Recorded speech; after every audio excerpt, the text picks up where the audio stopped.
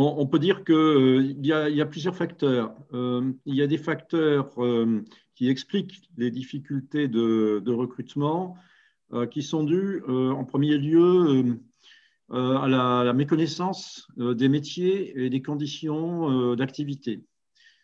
Cette méconnaissance des métiers et des conditions d'activité et de la localisation des emplois également joue évidemment dans le cadre des décisions d'orientation qui sont prises par les personnes, qu'il s'agisse bien sûr de jeunes comme d'adultes. Le deuxième facteur, c'est celui du processus de recrutement lui-même.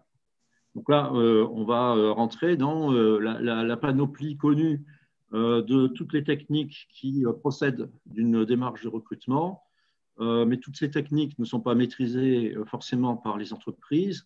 Les petites entreprises notamment, qui ne sont pas accoutumées à recruter et qui ne sont pas bien sûr dotées de fonctions RH, éprouvent des difficultés à recruter pour ce motif-là également. Le troisième élément qui peut jouer, c'est la spécialisation des activités elles-mêmes. Je m'explique.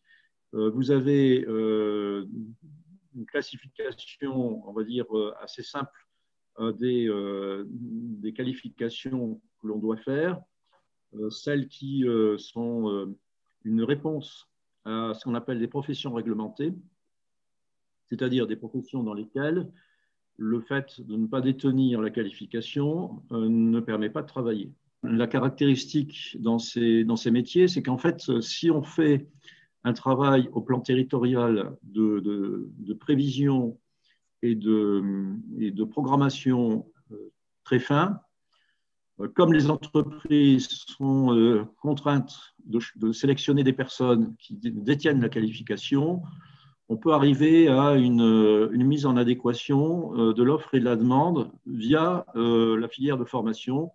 À partir du moment où on arrive à un réglage assez fin de ces questions.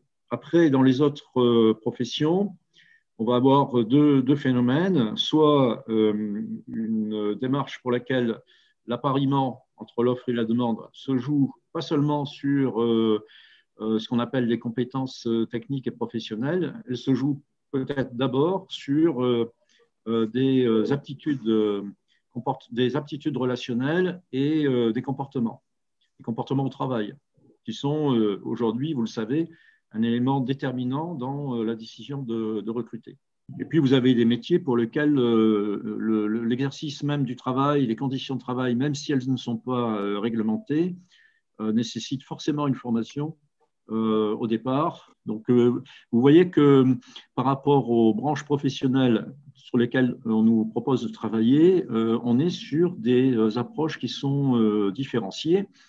Et si on prend le cas, enfin, des métiers d'informatique qui sont mentionnés, on est sur des métiers pour partie émergents ou en transformation. Et donc, ça pose encore un autre type de questions par rapport à la façon dont les formations peuvent être organisées dans ces registres-là. Et sans doute que les pratiques de recrutement actuelles pour résoudre ces problèmes de recrutement sont encore différentes de celles que j'ai citées précédemment. Voilà, donc je ne vais pas plus loin parce que le travail est à faire, il est à conduire. Donc, je ne vais pas prétendre qu'on a déjà les réponses aux problématiques posées.